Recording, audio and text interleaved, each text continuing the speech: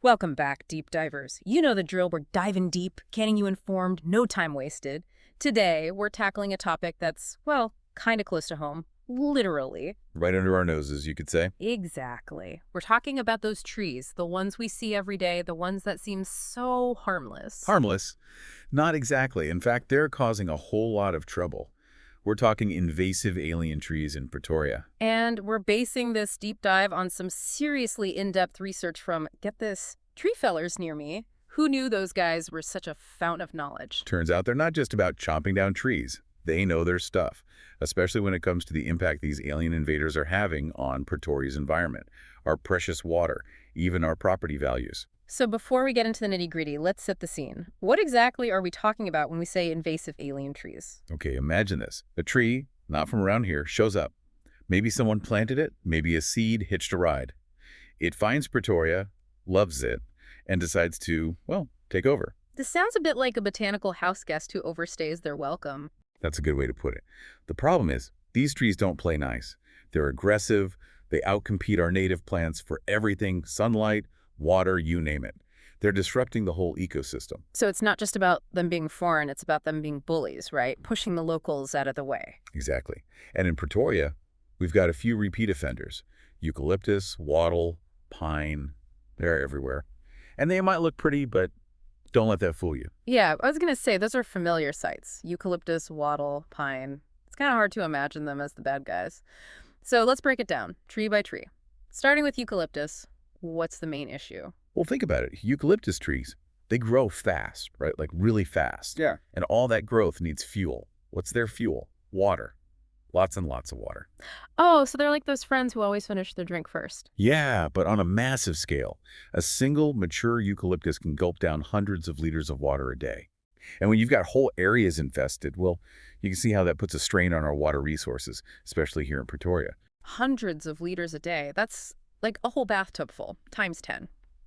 Okay, so eucalyptus equals thirsty. What about wattle? I see those things popping up all over the place. Wattle's the master spreader. The wind blows, animals pass by, boom, wattle seeds everywhere. And they grow fast, forming these dense thickets that choke out everything else. So they're not just thirsty, they're greedy for space, too. Exactly. Wattle moves in, it's like a one-tree party, no room for anyone else. And that's terrible for biodiversity. All those native plants, insects, animals that depend on them, they lose their home. It's a chain reaction, a real ecosystem collapse. And then there's pine. I mean, we plant them for timber, so they can't be all bad, can they? Well, in a controlled plantation, they're fine. But when they escape, get into our natural areas, that's when the trouble starts. Pine needles, they're super flammable, creating a tinderbox on the ground. One spark and whoosh, wildfire. So it's like they're bringing their own kindling to the party. Pretty much. Plus, they change the soil, making it tough for native plants to grow. And their shade blocks sunlight, preventing new seedlings from taking root. So yeah, good in a plantation, bad in the wild. Okay, so we've got the villains, the invasive alien trees, but it's more than just them being in the wrong place, right? What are the bigger environmental consequences? Think about it. It's a cascade effect. First, the water. We already talked about eucalyptus, but other invasives, they suck up water too, disrupting the natural balance, making droughts worse. And that affects everyone, from our homes to our farms. And water scarcity is a huge issue here in Pretoria. Exactly. Then, the wildfires. Those dry pine needles, eucalyptus leaves, it's like adding fuel to the fire. Fires start easier, spread faster, burn hotter. And that's not just bad for the environment, it's a danger to people and property too. So we're talking drier conditions and more fuel for the fire, a pretty terrifying combination. What other damage are these trees doing? Soil erosion. See, native plants, they've evolved with our soil. Their roots hold it together. Invasives, not so much. Their roots might be shallower, they might disrupt the natural ground cover, and then the soil washes away with the rain, blows away with the wind. It's like losing the foundation of a house. It sounds like a slow-motion disaster. So what's the solution? If you've got these invasive trees on your property, how do you get rid of them? Is it just a matter of chopping them down? If only it were that simple. Just cutting them down. That's a rookie mistake. Uh-huh. Many of these invasives, they're like botanical zombies. Cut off the head, 2 more grow back. You got to be smarter. That's where the pros come in. The pros, meaning? Professional arborists. They know how to not just remove the trees, but make sure they don't come back. One of their secret weapons is stump treatment. You cut down the tree, and bam, They hit that stump with a special herbicide. It's like giving it a one-way ticket out of town. So it's not just about muscle, it's about knowing how to stop those zombie trees from rising again. Exactly. And it's not just about killing, it's about bringing back life. After removing the invasives, responsible arborists will replant the area with native species.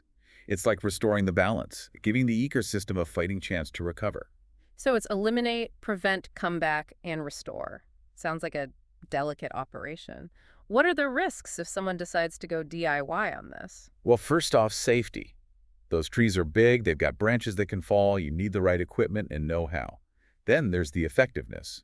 If you don't do the stump treatment right, those trees will laugh at your efforts and come right back. So you might just be creating more work for yourself in the long run. Exactly. Plus, if you're not careful with the disposal, you could actually spread the invasive species further. It's like trying to put out a fire with gasoline. Yeah. So yeah, leave it to the pros. It's safer, more effective, and in the end, probably cheaper. Okay, good advice.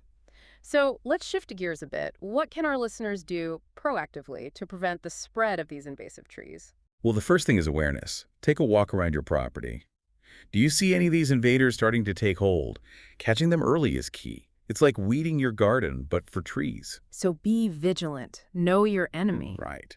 And think about what you plant. Choose native species.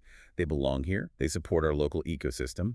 It's a simple choice that makes a big difference. So be picky about your plants. Don't invite the troublemakers. Exactly. And don't be afraid to talk to your neighbors, your community. See something suspicious, report it. The more eyes we have on this, the better we can control the spread. Collective action. Power in numbers. That's it. Remember that case study I mentioned? A homeowner right here in Pretoria battling a wattle infestation.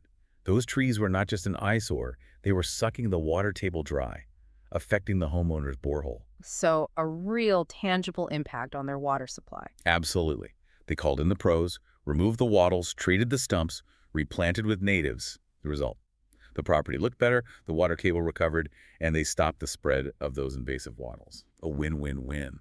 A great example of how taking action can really make a difference. It's not just about saving the environment in some abstract way. It's about improving our lives right here, right now. Exactly. It's about protecting our resources, our homes, our city. Well, I'd say we've definitely done a deep dive today. Those seemingly harmless trees, they're a lot more complex and a lot more dangerous than they appear. But the good news is, with knowledge and action, we can fight back. We can protect Pretoria. So next time you're out and about, take a closer look at the trees around you. Are they friends or foes? Maybe do a little research, see what you find. It's amazing what you can discover in your own backyard. Thanks for joining us for another deep dive.